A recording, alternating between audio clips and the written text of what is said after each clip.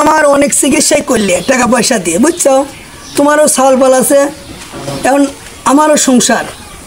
এখন আমি ডিসিশন নিয়েছি যে ভাই আমি বাড়িটা বিক্রি করে ফেলাবো। ভাই এখন বাড়ি বেচলেন, আপনার তো মেলা খরচ হয়ে গেছে চিকিৎসায়, আমিও তো অক্ষম ভাই।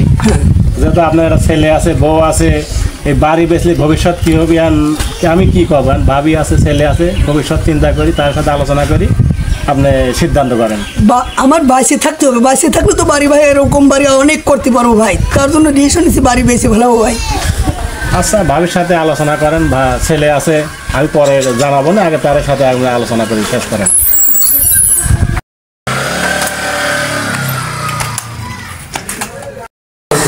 ঋতু, ঋতু ভালো আছো? ঋতু জানিস তো বাবা, তোর বাবা যে কখন কি বলে ওর মাথা একটু ঠিক নেই। আসলে অসুস্থ থেকে ওঠার পরের থেকে মনে হচ্ছে মাথায় একবার স্ক্রু ঢিলা হয়ে গেছে। এই বলতেছে বাড়ি বিক্রি করবি, এই বলতেছে এটা করবি সেটা করবি।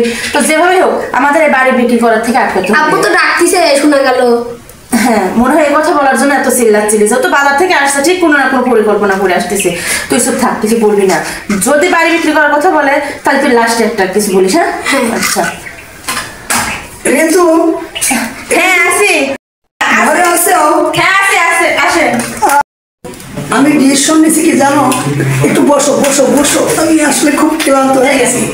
আমি ডিসিশন নিয়েছি যে আমার ছোট ভাই আর আমাকে চালাতে পারতেছে না, আমি বাইরে বেশি বেলা বলি, তো বাইরে রাখতে পারতেছি, খুব আশা ছিল।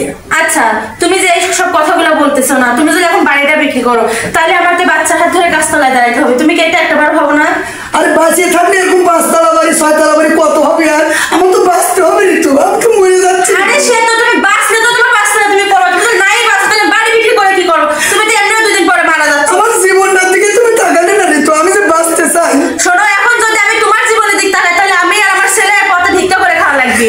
তাই আমি তোমার জীবনের দিক তাকাইতে পারতেছি না। অন্তত তোমার হাত ধরে বলতেছি, তুমি আর যাইতে চিন্তা করো, লাগে তুমি রাস্তায় ভিক্ষা করো, তাই বাড়ির দিক তাকায়ও না। আমি বাঁচতে চাই বাইরে বিক্রি করে, বুঝছো বাবা? বাবা আমি নুরালাম, আমি বাইরে বিক্রি করে বাবা বাঁচা, তুমি বড় হয়ে আমাকে কামাই করে খাওয়া বাবা।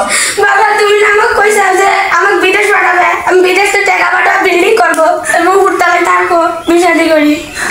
দেখছো, তুমি আমার একটুখানি বাচ্চাটার মনে কত বড় স্বপ্ন দেখাইছো। এখন তো তুমি এই বাড়িটা বিক্রি করে দাও, তাহলে আমার এই বাচ্চার কি হবে, আমার কি হবে? তাই আমি বলি কি, দেখো তুমি তো 2 দিন পর এমনিও মারা যাবে, আর এই বাড়িটা বিক্রি করার প্রয়োজন নাই। আর যদি তাছাড়া তুমি বাড়ি বিক্রি করারই সিদ্ধান্ত নাও তাহলে আমারও শেষ সিদ্ধান্ত। আমি এখনো মরিনি, তুমি করছো তো 2 দিন পরে মরে যাও, মরার কোনো কিন্তু গ্যারান্টি আছে? আরে আল্লাহ রে, আমি বাঁচে থাকতে আমার তো মরি, 2 দিন পরে মরে যাও। তুমি মরতেছো না, তাহলে তোমার এত টেনশন কে বাড়ি বিক্রি করা? তুমি তো এমনি জীবিত থাকতেছো। আমি কারোর কাছে হাত পাতবো না, আমি একজন বড় ব্যবসায়ী ছিলাম, আমি এখন কারোর কাছে হাত পাতবো না, আমার বাড়ি বিক্রি করে ভালো যে কোনো কাজে তোমরা যদি চলে যাও, তাও আমি বাঁচতে চাই, আমি বাঁচতে চাই। কি এত বড় কথা না? আমি চলে গেলে পরে তারপর তুমি বাড়ি বিক্রি করবা? জি, আচ্ছা ঠিক আছে, কারণ আমি আর যাই কিছু পারি, কিন্তু তোমার মতো ফকিনের সাথে আমার আর একটা সেকেন্ডও থাকা সম্ভব না। তুমি থাকো তোমার বাড়ি ঘর নিয়ে, আমি গেলাম। ঋতু, ঋতু দেখো ঋতু, আমার